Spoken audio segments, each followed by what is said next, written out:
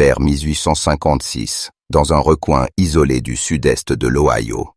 3 garçons venant de naître ont fait leur entrée dans le monde dans des circonstances si extraordinaires que le monde médical en discute encore aujourd'hui à voix basse.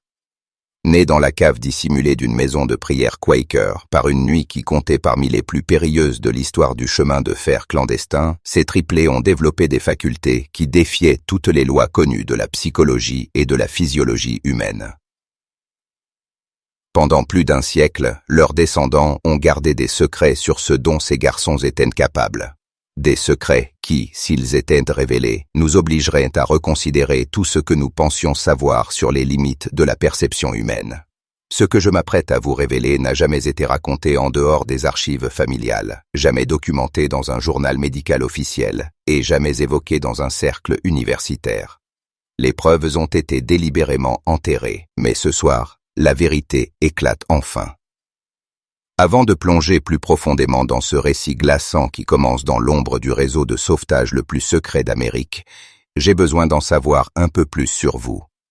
Cette chaîne n'est pas pour tout le monde, uniquement pour ceux qui sont assez courageux pour affronter des mystères qui remettent en cause les fondements mêmes de ce que nous croyons possible. Si vous faites partie de ceux qui peuvent supporter des histoires qui brouillent la frontière entre l'histoire documentée et les phénomènes inexplicables, appuyez sur ce bouton d'abonnement maintenant. Et pendant que vous y êtes, laissez un commentaire pour me dire dans quel pays ou département des États-Unis vous m'écoutez. Je veux savoir où se rassemblent ce soir ceux qui, comme moi, sont en quête de mystère. Parce que ce que vous vous apprêtez à entendre ne s'est pas produit. Dans une lointaine terre mystique, mais, en Amérique, dans des communautés qui pourraient être étrangement loin ou proches des vôtres. L'histoire que je vais vous conter a commencé par une nuit glaciale de février, quand 3 vies sont entrées dans ce monde à l'endroit le plus improbable qui soit, déclenchant une série d'événements qui allaient rendre perplexes médecins et scientifiques pour les générations à venir. La ville de Cedar Mills, dans l'Ohio, méritait à peine ce nom en 1856. Avec une population avoisinant les 300 âmes, elle se résumait à un regroupement de maisons modestes, une épicerie générale, une forge et la simple maison de réunion en briques qui servait de lieu de culte à la communauté Quaker locale. Contrairement à leurs voisins chrétiens plus démonstratifs, la Société des Amis de Cedar Mills pratiquait sa foi dans la discrétion, leurs vêtements simples et leur attitude solennelle reflétant un engagement profond envers la simplicité et, surtout, envers la conviction radicale que tous les êtres humains étaient égaux aux yeux de Dieu. Cette conviction avait transformé leur maison de réunion en quelque chose de bien plus dangereux qu'un lieu de culte. Elle était devenue la station 14 du chemin de fer clandestin, un arrêt crucial pour les chercheurs de liberté en route vers le nord depuis le Kentucky et la Virginie. L'ancien Samuel Whitmore, un homme aux mains marquées par des décennies de labeur de la terre et dont les perçants yeux gris cachaient des secrets qui pourraient faire pendre la moitié de la congrégation, dirigeait ce travail clandestin depuis près de 8 ans. Sous les pleines planches de bois de la maison de réunion se trouvait une cave soigneusement dissimulée, accessible par une trappe cachée sous l'estrade de l'orateur.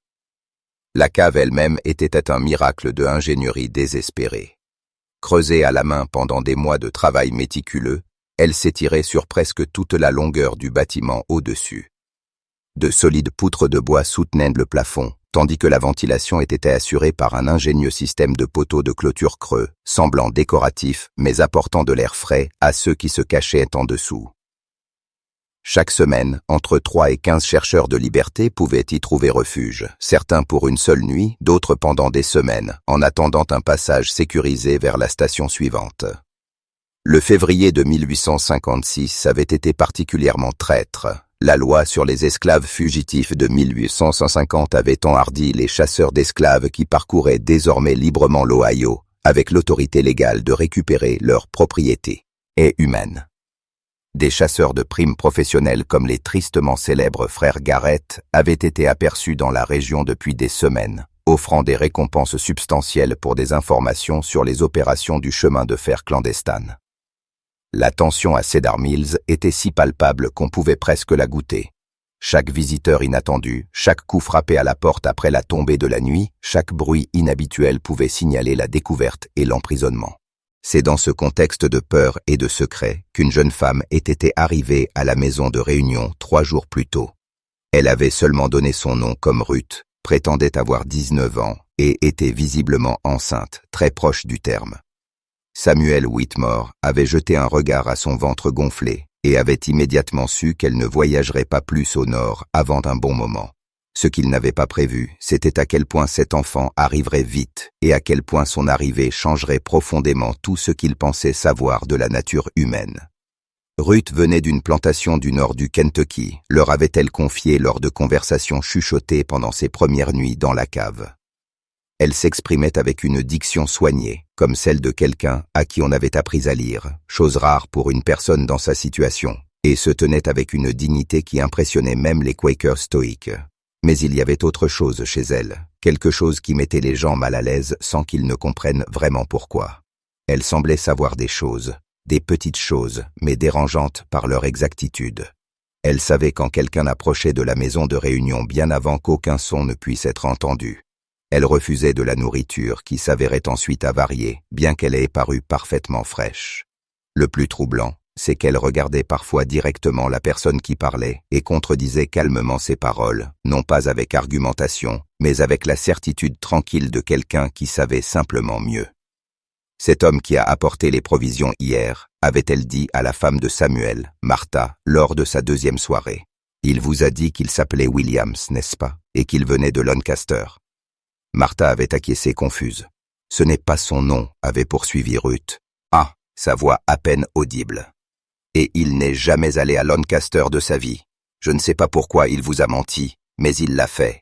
Martha avait mis cela sur le compte des divagations paranoïaques d'une femme enceinte effrayée, jusqu'à ce que 2 jours plus tard, la véritable identité de l'homme soit découverte. Il utilisait effectivement un faux nom et avait posé des questions suspicieuses sur les activités de la maison de réunion. La nuit du 23 février 1856 a commencé comme beaucoup d'autres à Cedar Mills, froide, sombre et trompeusement calme. Samuel Whitmore était en train de faire ses prières du soir lorsqu'un léger coup a été frappé à la porte de la maison de réunion, suivi du signal convenu. 3 coups rapides, une pause, puis 2 autres. Mais quelque chose n'allait pas dès que Samuel a soulevé la lourde poutre de bois qui barrait la porte. Le chercheur de liberté qui a trébuché à l'intérieur était un homme nommé Joshua, que Samuel avait déjà aidé auparavant. Mais le calme habituel de Joshua avait été remplacé par une panique à peine contrôlée. « Ils arrivent !» a haleté Joshua, son souffle formant des nuages blancs dans l'air glacial. Les frères Garrett et au moins 6 autres. Ils ont des chiens et ils sont au courant pour cet endroit. Quelqu'un a parlé. Il fit une pause, ses yeux se dirigeant vers l'entrée de la cave. Ils peuvent être à 2 heures derrière moi, probablement moins. Samuel sentit son sang se glacer. En 8 ans de travail pour le chemin de fer clandestin, il n'avait jamais fait face à une menace directe de cette ampleur. La maison de réunion avait toujours été considérée comme sûre, protégée par la réputation d'honnêteté de la communauté et leur sécurité opérationnelle méticuleuse.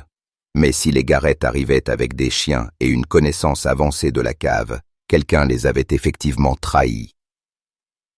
Le problème immédiat était l'évacuation. Il y avait actuellement 7 personnes abritées dans la cave, dont Ruth, qui avait eu des douleurs de travail intermittentes pendant la majeure partie de la journée. Martha Whitmore avait surveillé son état, mais espérait que la naissance n'aurait pas lieu avant au moins 1 semaine. Mère Nature, cependant, semblait avoir d'autres plans. Comme convoqué par les mots de Joshua, un gémissement sourd a résonné sous les planches du sol. Le visage de Martha blêmit. « Samuel », chuchota-t-elle, « c'est l'heure de Ruth. Maintenant. » Les heures suivantes se sont déroulées comme un cauchemar taillé dans la glace et la peur. Tandis que Samuel et 2 autres hommes travaillaient frénétiquement à évacuer les 6 autres chercheurs de liberté par le tunnel caché de la maison de réunion. Un passage creusé à la main qui émergeait à près d'1 demi-kilomètre de là dans un bosquet de chênes denses. Martha et sa fille Rebecca descendaient dans la cave pour assister à l'accouchement de Ruth. Ce qu'ils trouvèrent dans cet espace exigu et faiblement éclairé défiait toutes leurs hypothèses sur l'accouchement. Ruth était bel et bien en travail actif, mais quelque chose clochait profondément. Elle ne montrait aucun des signes habituels de détresse ou de douleur qui accompagnent les naissances difficiles. Au lieu de cela, elle gisait parfaitement immobile sur le matelas de paille rugueux, les yeux fermés, sa respiration régulière et contrôlée. Quand les contractions survenaient, elle ne criait pas et ne tendait même pas ses muscles. Elle attendait simplement, comme si elle écoutait quelque chose que seule elle pouvait entendre. « Combien de bébés ?» demanda Martha en collant son oreille contre le ventre gonflé de Ruth à la manière traditionnelle des sages-femmes. Les yeux de Ruth s'ouvrirent pour la première fois depuis 1 heure. À la lueur vacillante de la bougie, il semblait presque luminescent. « 3, dit-elle simplement. 3 garçons, ils attendaient cette nuit. » Martha échangea un regard inquiet avec sa fille. Des triplés étaient déjà rares dans les meilleures circonstances, mais des triplés nés dans une cave cachée, alors que des chasseurs d'esclaves approchaient avec des chiens de sang, était une situation qui dépassait tout ce qu'elle avait connu. Plus troublante encore était la certitude de Ruth concernant le sexe des bébés et son étrange commentaire sur le fait qu'ils attendaient. Comment des enfants à naître pourraient-ils attendre quoi que ce soit? Le bruit des chevaux au loin traversa la confusion de Martha. La voix de Samuel appela d'en haut. « Ils sont là. Le tunnel est dégagé, mais nous ne pouvons pas risquer de déplacer Ruth maintenant. » Ce qui arriva ensuite fut consigné dans le journal privé de Martha Whitmore, un document resté caché dans sa famille pendant plus d'1 siècle avant d'être découvert en 2003 lors de la rénovation d'une vieille ferme. Selon son récit, écrit quelques jours après les événements, le travail de Ruth s'accéléra dramatiquement au moment même où les chasseurs d'esclaves arrivèrent à la maison de réunion. Mais il s'accéléra d'une manière qui défiait toute compréhension médicale. Le premier bébé naquit dans un silence complet. Aucun cri, aucun son, excepté la respiration à peine audible de Ruth. Martha attrapa le nourrisson, un garçon parfaitement formé, et fut surprise de le trouver déjà en train de respirer normalement, les yeux ouverts et alerte. Avant même qu'elle ne puisse couper le cordon ombilical, le deuxième bébé arriva. À nouveau dans un silence total, respirant et conscient dès la naissance. Le troisième suivit moins d'1 minute plus tard, complétant ce que Martha D. écrivit comme « la naissance naturelle la plus contre-nature que j'ai jamais été témoin ». Mais la partie la plus étrange était encore à venir. Alors que Martha s'affairait à nettoyer et émailloter les 3 nourrissons, des pas et des voix pouvaient être entendus directement au-dessus d'eux. Les frères Garrett étaient entrés dans la maison de réunion et effectuaient une fouille minutieuse. De lourdes bottes marchaient sur les planches de bois, à quelques mètres seulement au-dessus de la tête des nouveau-nés. À un moment donné, quelqu'un se tint directement sur la trappe qui dissimulait l'entrée de la cave. Pendant toute cette durée, avec des hommes étrangers et des chiens pisteurs juste au-dessus d'eux, les 3 bébés n'émirent aucun son. Pas un cri, pas un gémissement, pas même les petits bruits que font tous les nouveau-nés. Ils restaient parfaitement immobiles dans les bras de leur mère, leurs yeux sombres et identiques allant et venant comme s'ils suivaient les mouvements des chercheurs au-dessus. C'était comme s'ils comprenaient d'une manière ou d'une autre que leur survie dépendait d'un silence absolu. Ruth ne parla pas pendant la fouille. Selon le journal de Martha, elle tenait simplement ses 3 fils et leur chuchotait dans une langue qui ne ressemblait à aucun dialecte que Martha ait jamais entendu. Plus tard, Martha la décrivit comme des mots qui semblaient couler comme de l'eau, doux et continu, comme une rivière qui court sur des pierres. La fouille dura près de 3 heures. Les Garrett étaient méthodiques, minutieux et de plus en plus frustrés. Ils vérifièrent chaque pièce, chaque placard, chaque cachette possible. Leurs chiens reniflèrent autour des fondations de la maison de réunion et grattèrent même le plancher à plusieurs endroits, mais ils ne trouvèrent jamais l'entrée de la cave. Et finalement, ils repartirent, maudissant leur informateur pour avoir fourni de mauvais renseignements. Ce n'est qu'après que le bruit des chevaux se fut complètement évanoui dans le lointain que les 3 bébés firent leur premier son. Et quand ils le firent, tous les 3 pleurèrent à l'unisson parfait, leur voix se mêlant en un gémissement obsédant qui semblait faire écho au mur même de la cave. Ruth mourut moins d'1 heure plus tard, d'une hémorragie que Martha ne put arrêter, malgré toute son expérience des accouchements difficiles. Ses derniers mots, prono, en ces si bas que Martha doute se pencher pour les entendre, furent « Ils sauront des choses. Ils sauront toujours. Occupez-vous d'eux, mais souvenez-vous qu'ils ne sont pas comme les autres enfants. » La mort de Ruth laissa la communauté quakée de Cedar Mills face à une situation impossible. 3 nouveau-nés sans père connu, sans famille et sans existence légale. Des enfants d'esclaves nés libres sur le sol de l'Ohio, mais sans documents prouvant leur statut. Samuel Whitmore prit la décision qui allait façonner le reste de sa vie. La communauté élèverait les garçons collectivement. Chaque famille prendrait son tour pour s'occuper d'eux, mais toutes partageraient la responsabilité de leur éducation. Les garçons furent nommés par la communauté dans la tradition quaker, Caleb, Ezra et Isaac. Dès leur premier jour, il fut clair que les derniers mots de Ruth étaient plus que les divagations d'une femme mourante. Les 3 garçons n'étaient effectivement pas comme les autres enfants, mais de manière suffisamment subtile pour être rejetés comme une coïncidence par quiconque ne les observait pas de près. Martha Whitmore, qui avait pris la responsabilité principale des soins des garçons pendant leur première année, commença à tenir des notes détaillées sur leur comportement. Ces notes, découvertes avec son journal de naissance, offrent un aperçu troublant des premières manifestations des capacités inhabituelles des garçons. À 6 mois, les triplés avaient développé une habitude qui perturbait leurs gardiens. Ils tournaient tous la tête dans la même direction exactement au même moment, se concentrant souvent sur des portes ou des fenêtres vides où personne n'était visible. Quand quelqu'un finissait par apparaître à ces endroits, parfois des minutes plus tard, c'était toujours une personne contrariée, en colère ou qui cachait quelque chose. Les garçons semblaient percevoir la détresse émotionnelle bien avant qu'aucun adulte ne puisse la détecter. À leur premier anniversaire, le schéma était devenu impossible à ignorer. Les triplés pouvaient identifier les mensonges avec une précision infaillible. Quand les membres de la communauté leur parlaient, les garçons répondaient normalement aux déclarations véridiques, mais se détournaient et refusaient d'interagir avec quiconque était malhonnête, même à propos de questions triviales. Au début, les adultes trouvaient cela amusant, voire utile. Si quelqu'un prétendait avoir terminé une corvée qu'il avait en réalité oubliée, les garçons le savaient immédiatement. Si un visiteur de la maison de réunion donnait un faux nom ou des informations trompeuses sur son passé, les triplés s'agitaient et refusaient d'approcher cette personne.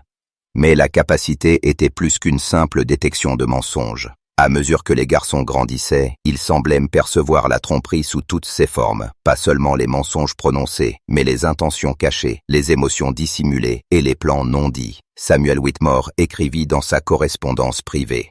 C'est comme si les garçons pouvaient te voir directement dans le cœur humain et savoir ce qui s'y cache. Ce serait peut-être une bénédiction si cela ne semblait pas leur causer une telle détresse. Ils sont constamment conscients des petits mensonges et des pensées cachées que toutes les personnes portent, et cette connaissance semble être un fardeau plutôt qu'un cadeau. Plus dérangeantes encore étaient les réactions des garçons à des types spécifiques de tromperie. Ils montraient une détresse particulière autour de quiconque cachait des informations sur des personnes disparues ou des violences dissimulées. Au cours de leur 2e année, un marchand itinérant nommé Thompson s'arrêta à la maison de réunion, prétendant se rendre à Columbus pour affaires. Les triplés devinrent si agités en sa présence qu'ils ne purent ni dormir ni manger jusqu'à son départ. 2 semaines plus tard, des nouvelles arrivèrent. Thompson avait été arrêté pour le meurtre de son associé, dont le corps avait été dissimulé dans la charrette de Thompson lors de sa visite à Cedar Mills. À l'âge de 3 ans, les garçons avaient développé ce que la communauté commençait à appeler le regard qui sait, une expression partagée qu'ils adoptaient lorsqu'ils se concentraient sur quelqu'un qui cachait quelque chose d'important. Tous les 3 tournaient la tête simultanément, leurs yeux sombres, semblant pénétrer quiconque avait attiré leur attention. Le plus déconcertant était leur habitude de chuchoter entre eux pendant ces épisodes, toujours dans cette étrange langue fluide que Ruth avait utilisée pendant leur naissance. Le docteur William Harrison, le médecin local qui surveillait le développement des garçons, était à la fois fasciné et perturbé par leur capacité. Dans une lettre à un collègue du Medical College of Ohio, il écrivit « J'ai examiné ces enfants à plusieurs reprises et je ne trouve aucune anomalie physique qui pourrait expliquer leur capacité perceptive inhabituelle. Leur ouïe, leur vision et leurs autres sens semblent normaux, bien que peut-être légèrement plus aigus que la moyenne, et pourtant ils démontrent constamment une connaissance de questions qui devraient être au-delà de leur perception. Je suis forcé de conclure que soit ces enfants possèdent une forme de capacité sensorielle inconnue de la science médicale, soit je suis victime d'une tromperie élaborée, bien que comment des enfants de 3 ans pourraient maintenir une telle tromperie dépasse mon entendement. L'impact des garçons sur les opérations du chemin de fer clandestin fut immédiat et profond. La rumeur de leur capacité se répandit discrètement à travers le réseau des stations et des conducteurs.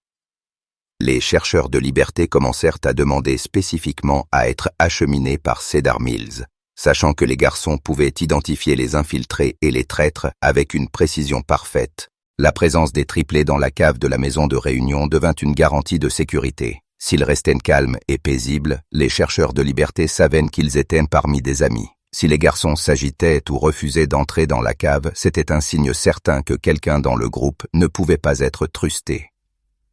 Samuel Whitmore se retrouva dans la position inconfortable de compter sur 3 jeunes enfants pour la sécurité de l'une des stations les plus importantes du chemin de fer clandestin dans l'Ohio. Mais la précision des garçons était indéniable. Sur une période de 3 ans, ils identifièrent 7 infiltrés potentiels, empêchant ce qui aurait pu être des découvertes catastrophiques des opérations du réseau. Mais leur capacité avait un prix qui devint plus apparent à mesure qu'ils grandissaient. Les garçons étaient de plus en plus isolés des autres enfants, qui trouvaient leurs regards intenses et leurs conciliabules chuchotés dérangeants. Les adultes de la communauté, bien que reconnaissant de la protection que les garçons offraient, ne pouvaient se débarrasser de la sensation d'être constamment évalués et jugés. Même les personnes les plus honnêtes se sentaient mal à l'aise sous le regard vigilant des triplés, sachant que chaque pensée et émotion leur était visible. Le plus troublant était la prise de conscience croissante des garçons de leurs propres capacités et de l'effet qu'ils avaient sur les autres. À 4 ans, ils avaient appris à modifier leur comportement avec les étrangers, gardant leur regard qui savent subtil et leurs consultations chuchotées privées. Mais cette conscience de soi semblait approfondir leur isolement, créant une barrière entre eux et le reste du monde qui devenait plus prononcée avec chaque année qui passait. L'année 1860 apporta des changements à Cedar Mills qui mettraient les capacités des tripes, à l'épreuve d'une manière que personne n'aurait pu anticiper. L'élection d'Abraham Lincoln avait enflammé les tensions dans tout l'Ohio et les activités du chemin de fer clandestin devenaient de plus en plus dangereuses. Les marshals fédéraux effectuaient des raids plus fréquents et des chasseurs de primes comme les frères Garrett opéraient avec une impunité virtuelle. Ce fut pendant cette période de danger accru que les garçons, maintenant âgés de 4 ans, commencèrent à démontrer un aspect nouveau et plus troublant de leurs capacités. Ils pouvaient non seulement détecter la tromperie et les émotions cachées chez les personnes présentes, mais ils semblaient percevoir la détresse émotionnelle de personnes se trouvant à des kilomètres de distance. La première instance documentée se produisit par un matin glacial de janvier, lorsque les triplés devinrent soudainement extrêmement agités, alors qu'ils étaient en sécurité à l'intérieur de la maison de réunion chauffée avec leurs gardiens habituels. Les 3 garçons se mirent à pleurer simultanément, non pas le pleur normal d'enfants contrariés, mais un gémissement aigu qui semblait exprimer une terreur et un désespoir profond. Martha Whitmore essaya tout ce qu'elle pouvait pour les calmer, mais rien ne fonctionna. Les garçons continuèrent leurs pleurs de détresse pendant près de 6 heures, tombant finalement silencieux juste au coucher du soleil. 2 jours plus tard, un chercheur de liberté arriva à la maison de réunion avec des nouvelles dévastatrices. Un groupe de 11 personnes, dont 3 enfants, avaient été capturés par des chasseurs d'esclaves à environ 60 km au sud de Cedar Mills. La capture avait eu lieu presque exactement au même moment où les triplés avaient commencé à pleurer. Pire, le groupe capturé incluait une femme enceinte qui avait accouché pendant l'attaque. La mère et l'enfant étaient morts d'hypothermie pendant le brutal voyage de retour vers le Kentucky. Samuel Whitmore fut secoué par cet incident, mais le rejeta comme une coïncidence jusqu'à ce que cela se reproduise 3 semaines plus tard. Cette fois, la détresse des garçons ne dura que 2 heures, mais fut encore plus intense.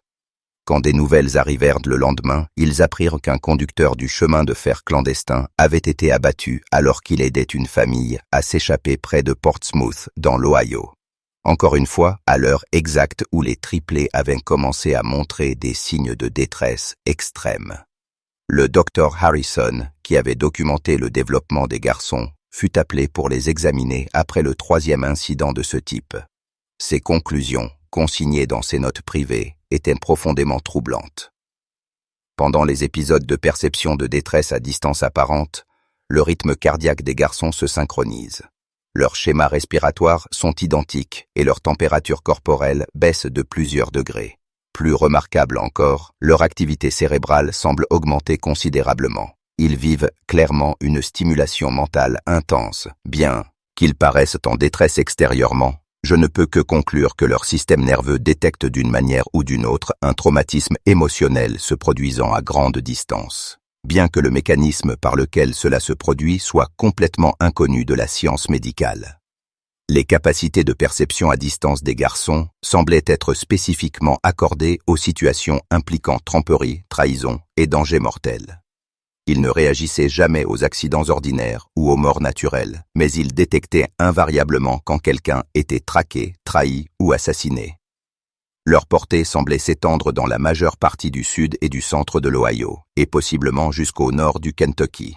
La rumeur des capacités des triplés se répandit au-delà du réseau du chemin de fer clandestin. Des familles ayant des proches disparus commencèrent à faire le pèlerinage jusqu'à Cedar Mills, espérant que les garçons pourraient d'une manière ou d'une autre sentir si leurs membres familiaux disparus étaient encore en vie et où ils pourraient se trouver.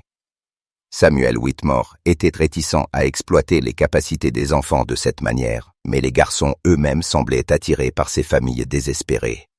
Le cas le plus remarquable concerna la famille Brennan, dont la fille Mary, âgée de 16 ans, avait disparu alors qu'elle voyageait pour rendre visite à des parents à Columbus. La jeune fille était portée disparue depuis 3 mois lorsque ses parents arrivèrent à Cedar Mills, ayant entendu des rumeurs sur 3 enfants qui pouvaient trouver les personnes perdues. Samuel refusa initialement d'impliquer les garçons, mais Caleb, Ezra et Isaac approchèrent les parents éplorés de leur propre initiative. Sans qu'on le leur demande, les triplés s'alignèrent devant Madame Brennan et commencèrent leur chuchotement synchronisé caractéristique. Après plusieurs minutes, Isaac s'avança et pointa du doigt vers le sud-est, en direction de la rivière Ohio. « Elle est là-bas, dit-il simplement. Elle a peur, mais elle est en vie. L'homme qui l'a prise n'est pas celui qu'il prétendait être. » En agissant sur cette information, les autorités locales fouillèrent une ferme isolée près de Chillicothe et trouvèrent Mary Brennan enfermée dans une cave avec 2 autres jeunes femmes qui avaient été kidnappées par un homme se faisant passer pour un prédicateur itinérant. Le kidnappeur fut arrêté et avoua plus tard avoir prévu de vendre les femmes à des proxénètes à la Nouvelle-Orléans. Le sauvetage de Mary Brennan marqua un tournant dans la façon dont la communauté percevait les triplés. Ils n'étaient plus simplement des enfants avec une capacité inhabituelle à détecter les mensonges. Ils devenaient quelque chose d'autre entièrement. Quelque chose qui mettait même leurs gardiens Quakers profondément mal à l'aise. Les capacités des garçons grandissaient et devenaient plus spécifiques avec chaque mois qui passait. Et il ne semblait y avoir aucune limite à leur portée ou à leur précision. Mais peut-être le plus troublant était le détachement émotionnel croissant des garçons du monde qui les entourait. La conscience constante de la tromperie, de la violence et de la souffrance humaine faisait son effet. Ils souriaient rarement, jouaient seldom et passaient la majeure partie de leur temps blottis ensemble, chuchotant dans leur langue privée. Quand ils interagissaient avec des adultes, leurs conversations étaient marquées par une sagesse et une tristesse qui semblaient impossibles chez des enfants si jeunes. Le Dr Harrison, dans ses dernières notes sur les garçons avant sa mort en 1862, écrivit « Je crains que nous assistions à l'émergence d'êtres humains fondamentalement différents du reste de notre espèce. Leur capacité semble s'étendre plutôt que se stabiliser, et je ne peux prédire de quoi ils pourraient devenir capables en mûrissant. Plus troublant encore est le coût psychologique de leurs dons. Ces enfants sont témoins de plus de souffrances et de mal humain que la plupart des adultes n'en rencontrent dans toute une vie, et ils le font sans les défenses émotionnelles que les adultes développent au fil du temps. Je ne sais pas quels hommes ils deviendront, mais je crains qu'ils ne soient des hommes à part de tous les autres, à jamais isolés par leur terrible connaissance de ce qui se cache dans le cœur humain. Le déclenchement de la guerre de sécession en 1861 apporta un chaos sans précédent aux opérations du chemin de fer clandestin de l'Ohio, mais il créa également de nouvelles opportunités pour les triplés de démontrer l'étendue réelle de leurs extraordinaires capacités. Alors que les forces de l'Union et des Confédérés commençaient à se déplacer dans les régions frontalières, les garçons commencèrent à montrer des réactions aux activités militaires qui défiaient toute explication logique. Samuel Whitmore remarqua pour la première fois ce nouveau développement pendant l'été 1861 lorsque Caleb, Ezra et Isaac, alors âgés de 6 ans, commencèrent à montrer des signes d'agitation extrême pendant plusieurs jours consécutifs. Les garçons se tenaient aux fenêtres de la maison de réunion, regardant vers le sud en direction de la rivière Ohio, leurs visages marqués par des expressions d'horreur qui semblaient bien trop mûrs pour leur âge. Quand Samuel demanda ce qui les troublait, Isaac, toujours le plus loquace des trois, dit simplement « Trop de gens vont mourir. Tellement de gens. » 3 jours plus tard, des nouvelles arrivèrent de la première bataille de Bull Run, où les forces de l'Union avaient subi une défaite dévastatrice. Le timing était impossible à rejeter comme une coïncidence, surtout lorsque des incidents similaires commencèrent à se produire avec une fréquence croissante. Les garçons semblaient sentir les engagements militaires majeurs des jours ou même des semaines avant que la nouvelle n'atteigne Cedar Mills, et leurs réactions émotionnelles correspondaient précisément à l'ampleur des pertes impliquées. Plus dérangeant était leur apparente capacité à détecter des individus spécifiques parmi les milliers de soldats se déplaçant dans la région. En septembre 1861, un jeune soldat de l'Union nommé Thomas Caldwell s'arrêta à la maison de réunion alors qu'il rentrait chez lui en permission pour visiter sa famille à Marietta. Les triplés le regardèrent et commencèrent immédiatement leur chuchotement synchronisé, leurs visages affichant des expressions de profonde tristesse. Martha Whitmore, maintenant dans la soixantaine mais servant toujours de gardienne principale des garçons, leur demanda ce qu'ils percevaient chez le soldat. Ezra s'avança et parla d'une voix qui semblait trop vieille pour son petit corps. Il ne rentrera pas chez lui. L'homme qui est censé être son ami va lui tirer dessus pour son argent dans 3 jours près du passage de la rivière.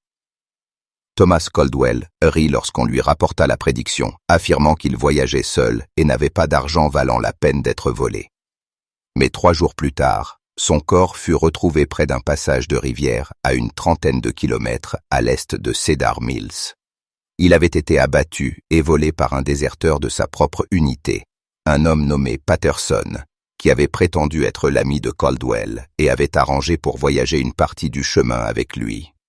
La précision de cette prédiction envoya des ondes de choc à travers la communauté locale, mais ce n'était que le commencement.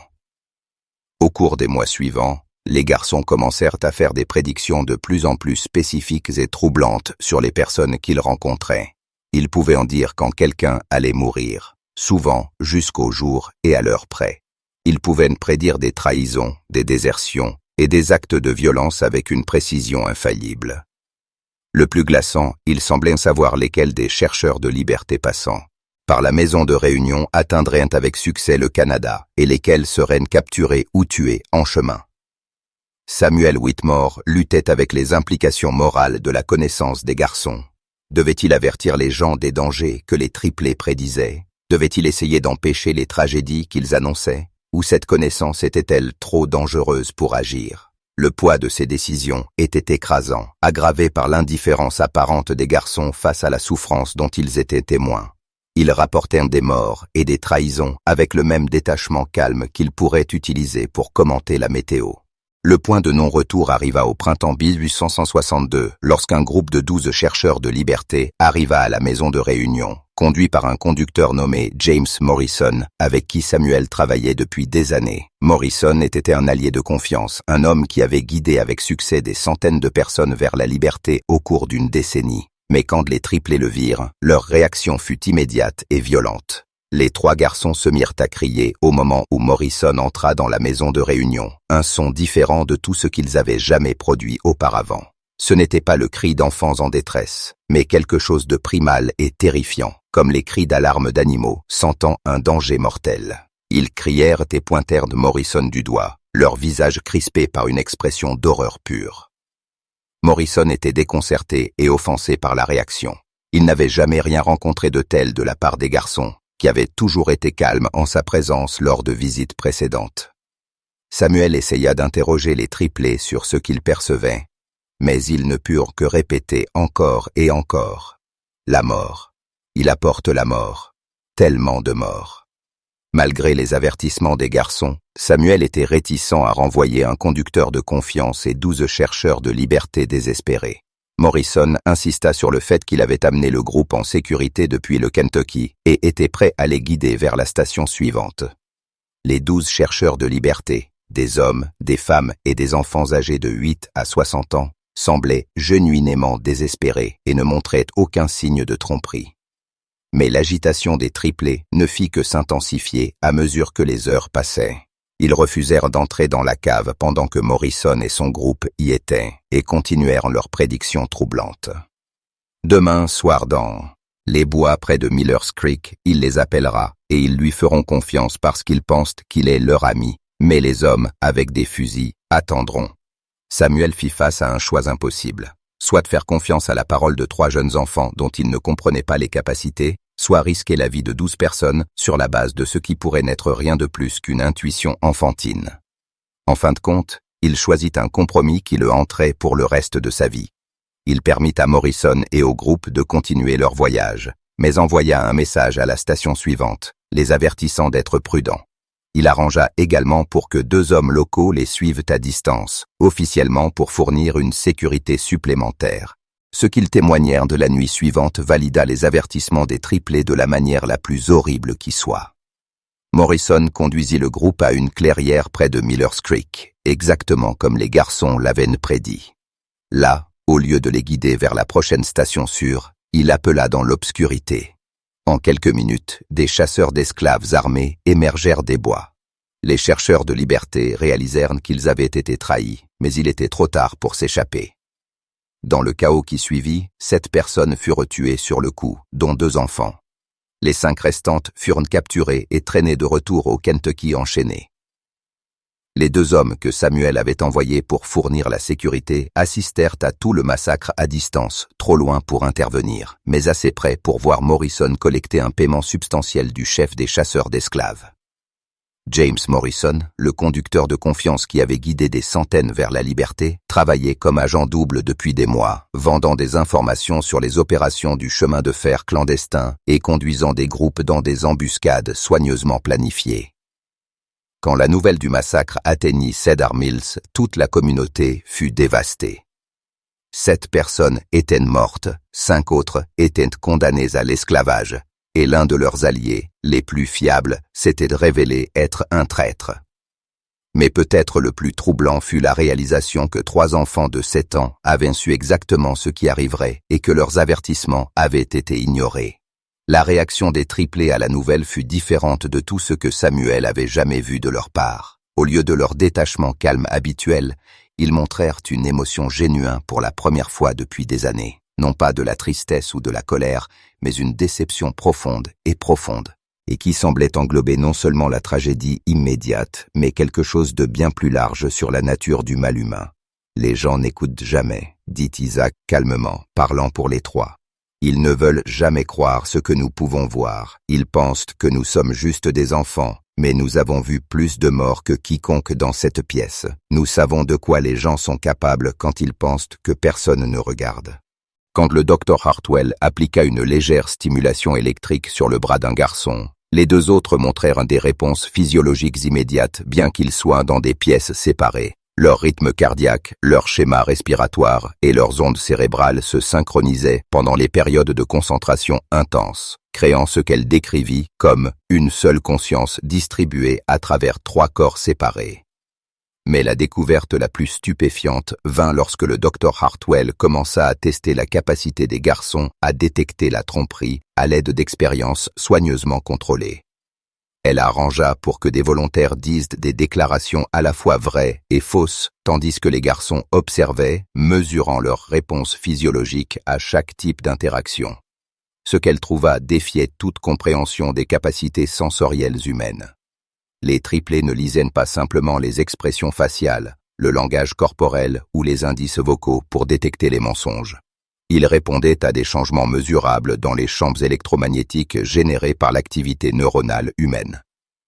Les instruments primitifs du Dr Hartwell détectèrent que le cerveau des garçons générait des motifs électriques différents de tout ce qui était observé chez les humains normaux, et ces motifs semblaient résonner avec les signatures électromagnétiques des états émotionnels d'autres personnes. En termes simples, écrivit le Dr Hartwell dans son rapport classifié, ces enfants semblent posséder une forme de sensibilité électromagnétique biologique qui leur permet de percevoir directement l'activité électrique d'autres cerveaux humains. Quand quelqu'un ment, éprouve de la peur ou nourrit des intentions violentes, son activité neuronale crée des signatures électromagnétiques spécifiques que les garçons peuvent détecter avec la même précision que nous pourrions observer des couleurs ou entendre des sons. Cela expliquait non seulement leur capacité à détecter la tromperie, mais aussi leur capacité à percevoir la détresse émotionnelle à grande distance et leur exactitude troublante pour prédire des événements violents. Ils n'étaient pas des prophètes ou des êtres surnaturels. Ils étaient des êtres humains avec des capacités sensorielles qui avaient évolué bien au-delà des limitations humaines normales. Mais les découvertes du Dr Hartwell soulevaient des questions encore plus dérangeantes. Si les capacités des garçons étaient le résultat d'une mutation génétique, qu'est-ce qui avait causé un tel bond évolutif dramatique? La réponse vint de l'analyse d'échantillons de tissus de leur mère décédée, Ruth, dont le corps avait été préservé dans le cimetière de la maison de réunion. Selon la tradition quaker, l'examen médical des restes de Ruth révéla qu'elle avait été exposée à des doses massives de plusieurs produits chimiques industriels pendant sa grossesse. Des produits chimiques couramment utilisés dans le traitement de la teinture indigo sur les plantations du Sud. Ces produits chimiques, qui incluaient des composés de mercure et des pigments à base de plomb, avaient causé de sévères dommages neurologiques à Ruth, mais avaient apparemment déclenché des changements génétiques sans précédent chez ses enfants à naître. Les garçons représentaient quelque chose de totalement nouveau dans l'évolution humaine, une mutation qui aurait normalement pu être létale, mais qui avait plutôt créé des capacités sensorielles améliorées. Ils étaient la preuve vivante que la conscience et la perception humaine pouvaient évoluer de manière que la science n'avait jamais imaginé possible. La révélation finale du Dr Hartwell était peut-être la plus glaçante. Sur la base de son analyse de la structure génétique des garçons, elle conclut que leurs capacités améliorées n'étaient pas limitées à leur génération. Les changements génétiques qui avaient créé leur sensibilité électromagnétique étaient des traits dominants qui seraient transmis à leurs enfants et aux enfants de leurs enfants. Nous assistons à la naissance d'une nouvelle branche de l'évolution humaine, écrivit-elle dans ses notes les plus confidentielles. Ces garçons engendreront des enfants avec des capacités similaires, et ces enfants seront encore plus sensibles aux champs électromagnétiques humains. En 3 ou 4 générations, leurs descendants pourraient posséder des capacités sensorielles qui rendront la perception humaine actuelle primitive en comparaison. Les implications étaient stupéfiantes. Si le Dr Hartwell avait raison, les triplés n'étaient pas juste des curiosités médicales, ils étaient le début d'une nouvelle sous-espèce humaine. Et si leurs capacités continuaient à se renforcer avec chaque génération, leurs descendants pourraient éventuellement être capables de lire les pensées humaines aussi facilement que d'observer des expressions faciales. Mais la préoccupation la plus immédiate était de savoir quoi faire de cette connaissance. La guerre civile faisait rage, et les forces de l'Union comme des confédérés seraient désespérées d'exploiter les capacités des garçons pour le renseignement militaire. Si la rumeur de leur capacité se répandait au-delà de la petite communauté quaker, les triplés deviendraient des actifs précieux à capturer, étudier et utiliser comme des armes. Samuel Whitmore fit face à une décision impossible. Le Dr Hartwell était prêt à publier ses découvertes, ce qui apporterait une attention internationale aux garçons, mais assurerait également leur sécurité grâce à l'examen public. Alternativement, la recherche pouvait être supprimée, protégeant la vie privée des garçons, mais les laissant vulnérables à ceux qui connaissaient déjà leurs capacités. La décision fut prise pour eux par un matin froid de février, lorsque des marshals fédéraux arrivèrent à Cedar Mills avec l'ordre d'emmener les triplés à Washington pour consultation sur des questions de sécurité nationale. Quelqu'un dans la hiérarchie militaire avait appris la recherche du Dr Hartwell et avait décidé que les capacités des garçons pourraient être précieuses pour interroger des prisonniers confédérés et détecter des espions confédérés. Mais les triplés avaient senti l'approche des marshals bien avant qu'ils n'atteignent la maison de réunion. Quand Samuel trouva les garçons ce matin-là, ils étaient déjà prêts à partir, leurs quelques possessions emballées dans de petits sacs en tissu. « Nous devons partir », dit Caleb simplement. « Si nous restons, de mauvaises choses arriveront à tout le monde ici, nous l'avons vu. » Isaac acquiesça gravement. « Les hommes qui viennent ne veulent pas juste nous utiliser. Ils veulent que nous étudier, nous ouvrir, voir comment nous fonctionnons. Et quand ils auront fini avec nous, ils viendront pour nos enfants et les enfants de nos enfants. » Ezra, toujours le plus silencieux des trois, parla en dernier. « Nous avons vu le futur qu'ils veulent créer. Un monde où des gens comme nous sont gardés en cage et utilisés comme des outils. Nous ne laisserons pas cela arriver. » La décision des garçons était finale. Ils disparaîtraient avant l'arrivée des marshals fédéraux, s'évanouissant dans le réseau de grottes et de passages cachés qui criblaient les collines autour de Cedar Mills. Samuel fit une dernière tentative désespérée pour les convaincre de rester, argumentant qu'ils seraient plus en sécurité sous la protection du gouvernement que cachés dans la nature. La réponse de Caleb révéla à quel point les garçons avaient mûri au-delà de leurs 8 ans. « Monsieur Whitmore, nous pouvons sentir les intentions de chaque personne dans un rayon de 26 kilomètres autour de cet endroit. Nous savons que les hommes du gouvernement ne viennent pas pour nous protéger, ils viennent pour nous posséder. Nous avons senti leurs pensées et nous savons ce qu'ils prévoient de faire. Nous préférons prendre nos chances dans la nature que devenir des prisonniers dans un laboratoire. » Alors que le bruit des chevaux approchant résonnait à travers les champs gelés, les triplés se préparèrent à quitter la seule maison qu'ils aient jamais connue. Mais avant de partir, ils firent une dernière révélation qui entrait Samuel Whitmore pour le reste de sa vie. « Il y en a d'autres, » dit Isaac calmement.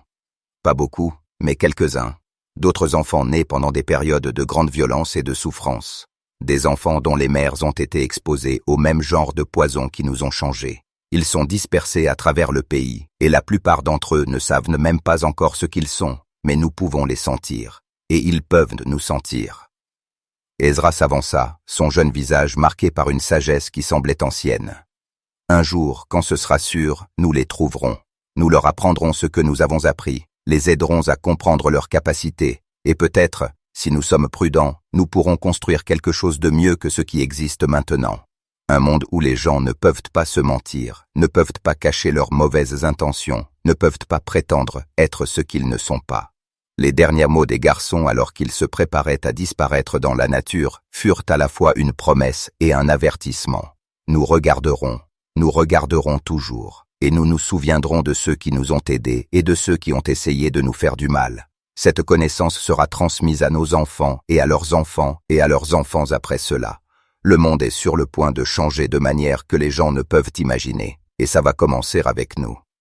Les marshals fédéraux arrivèrent à la maison de réunion 3 heures après que les triplés eurent disparu, ne trouvant que des pièces vides et les traces fugaces de 3 enfants extraordinaires qui s'étaient évanouis aussi complètement que s'ils n'avaient jamais existé.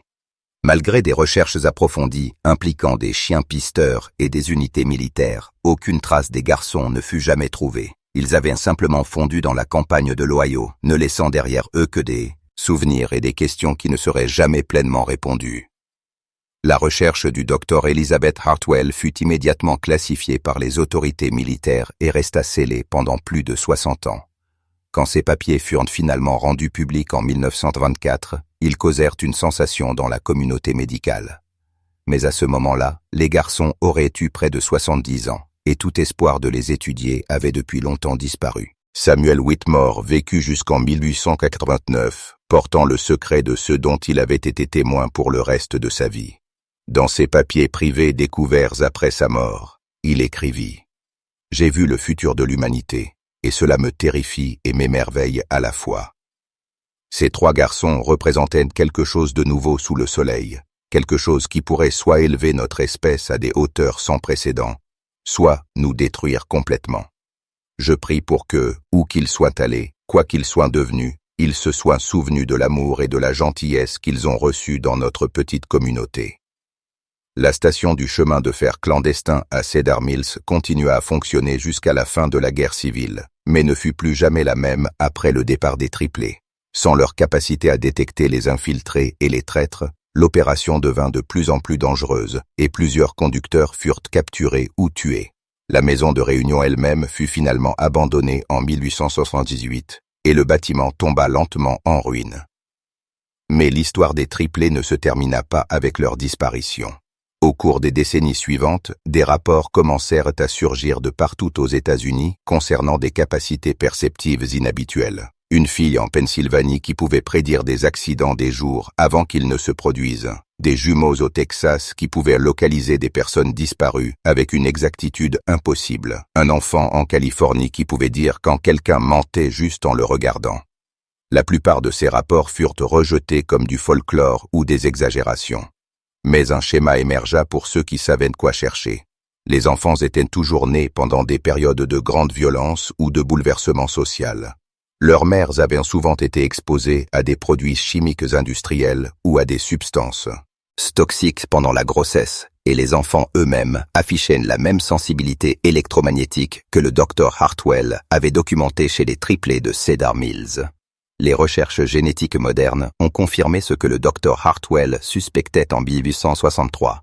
Un stress environnemental extrême combiné à une exposition à certaines substances toxiques peut déclencher des mutations génétiques rapides qui sont transmises aux générations suivantes. Les triplés représentaient l'un des premiers cas documentés d'évolution humaine induite par le stress, un phénomène que les scientifiques reconnaissent maintenant comme plus commun qu'on ne le croyait auparavant. Des études récentes ont identifié au moins 47 cas documentés d'individus avec une sensibilité électromagnétique améliorée nés entre 1850 et 1900, principalement dans des régions affectées par la pollution industrielle ou les conflits militaires. Bien que la plupart de ces individus aient vécu des vies tranquilles et n'aient jamais développé leur capacité à l'étendue démontrée par les triplés de Cedar Mills, leur héritage génétique a continué à se répandre à travers la population américaine. Le Dr Sarah Chen, neurologue à l'université Johns Hopkins, qui a passé 20 ans à étudier la sensibilité électromagnétique chez les humains, croit que les descendants de ces premiers cas pourraient représenter jusqu'à 0,1% de la population américaine actuelle. Nous observons l'émergence d'une variante humaine qui possède des capacités sensorielles que notre espèce n'a jamais eues auparavant, expliqua-t-elle dans une interview en 2019. Ces gens ne sont pas des télépathes ou des médiums. Ce sont des humains avec une sensibilité neuronale améliorée qui leur permet de détecter les motifs électromagnétiques générés par d'autres cerveaux humains. Les implications pour l'application de la loi, la sécurité nationale et la société humaine sont profondes. Si le Dr Chen a raison, il pourrait y avoir des milliers d'Américains qui possèdent un certain degré de capacité à détecter la tromperie, à sentir les émotions cachées ou à localiser des personnes disparues. La plupart pourraient même ne pas être conscients de leurs capacités, rejetant leurs intuitions exactes comme des suppositions chanceuses ou des coïncidences. Mais peut-être l'aspect le plus intrigant de cette recherche est ce qu'elle suggère sur le futur de l'évolution humaine. Si le stress environnemental peut déclencher des changements génétiques rapides qui améliorent la perception humaine, quelles autres capacités pourraient émerger alors que notre espèce fait face à de nouveaux défis? Et si les triplés de Cedar Mills avaient raison dans leur prédiction que leurs capacités se renforceraient avec chaque génération, de quoi pourraient être capables leurs descendants aujourd'hui? La réponse à cette question pourrait être plus proche que quiconque ne le réalise. En 2003, pendant la rénovation d'une vieille ferme dans le sud-est de l'Ohio, des ouvriers du bâtiment découvrirent une pièce cachée contenant des documents qui avaient été soigneusement préservés pendant plus d'un siècle. Parmi ces papiers se trouvait une lettre datée de 1923, écrite dans 3 écritures différentes, mais signée d'un seul nom, les enfants de Cedar Mills. La lettre, adressée aux générations futures qui comprendront, contenait des registres généalogiques détaillés montrant les descendants des 3 garçons qui avaient disparu en 1863. Selon ces registres, les triplés avaient effectivement survécu à leur disparition, vécu de longues vies et engendré de nombreux enfants qui héritèrent de leurs capacités améliorées. Plus remarquable encore, la lettre contenait des prédictions précises sur des événements futurs qui se sont depuis réalisés. Les dates exactes des 2 guerres mondiales, le lieu où la bombe atomique serait testée, l'année de l'alunissage et des dizaines d'autres événements historiques qui ne se produiraient que des décennies après que la lettre fut écrite. La lettre se concluait par un message qui à la fois réconforte et inquiète ceux qui l'ont étudié. Nous sommes toujours là. Nous regardons toujours. Nous avons grandi en nombre et en capacité avec chaque génération qui passe, exactement comme nous l'avions promis. Le temps vient où l'humanité aura besoin des dons que nous portons, et quand ce temps arrivera, nous serons prêts. Jusque-là, nous restons cachés, apprenant, grandissant et nous préparant pour le jour où le monde sera enfin prêt à accepter ce que nous représentons, la prochaine étape de l'évolution humaine. La lettre était accompagnée d'une adresse contemporaine dans l'Ohio et d'une instruction simple. Quand vous serez prêts à en savoir plus, venez à cet endroit à l'anniversaire de notre naissance. Nous attendrons. Le 23 février 2024 marqua le 178e anniversaire de la naissance des triplés. Selon des rapports locaux, plus de 50 personnes se rassemblèrent à l'adresse spécifiée ce jour-là. Des chercheurs, des descendants de participants du chemin de fer clandestin et des individus qui prétendaient posséder des capacités similaires à celles démontrées par les triplés originaux de Cedar Mill. LS montre ce qui s'est passé lors de ce rassemblement reste inconnu. Ceux qui y assistèrent ont refusé de discuter de ce dont ils furent témoins, et aucun registre officiel de l'événement n'existe. Mais dans les mois suivant la réunion, plusieurs des participants ont commencé à travailler ensemble sur des projets liés à des affaires de personnes disparues, des enquêtes criminelles et des recherches psychologiques. Le Dr Chen, qui était parmi ceux présents à la réunion de février, dira seulement que l'héritage des triplés de Cedar Mills est loin d'être terminé. En fait, il ne fait peut-être que commencer. L'histoire de 3 garçons nés dans une cave pendant l'une des périodes les plus sombres de l'histoire américaine continue de se dérouler plus d'un siècle et demi plus tard. Qu'ils représentent le plus grand espoir d'évolution de l'humanité ou sa mutation la plus dangereuse reste à voir. Mais une chose est certaine, quelque part là-bas, les descendants de Caleb, Ezra et Isaac regardent toujours, apprennent toujours et se préparent toujours pour ce qui viendra ensuite. Et si les capacités de leurs ancêtres à prédire le futur restent exactes, ce prochain chapitre de l'évolution humaine pourrait arriver plus tôt que quiconque ne s'y attend. Ce mystère nous montre que les frontières de la perception humaine peuvent être bien plus flexibles que nous ne l'avions jamais imaginé, et que des circonstances extraordinaires peuvent parfois produire des personnes extraordinaires. Qu'en pensez-vous? Croyez-vous que l'évolution humaine pourrait faire de tels bonds en avant dans des conditions extrêmes? Avez-vous déjà vécu des moments d'intuition si précis qu'ils semblaient impossibles? Laissez un commentaire ci-dessous pour partager vos réflexions sur les triplés et si vous pensez que leurs descendants pourraient encore être parmi nous aujourd'hui. Si vous avez apprécié ce récit et que vous voulez plus de mystères qui remettent en question tout ce que nous pensons savoir sur les capacités humaines, abonnez-vous. Activez la cloche de notification et partagez avec quelqu'un qui aime les histoires qui brouillent la frontière entre la science et l'impossible. À bientôt dans la prochaine vidéo où nous explorerons un autre sombre secret caché dans le passé de l'Amérique et de l'Europe.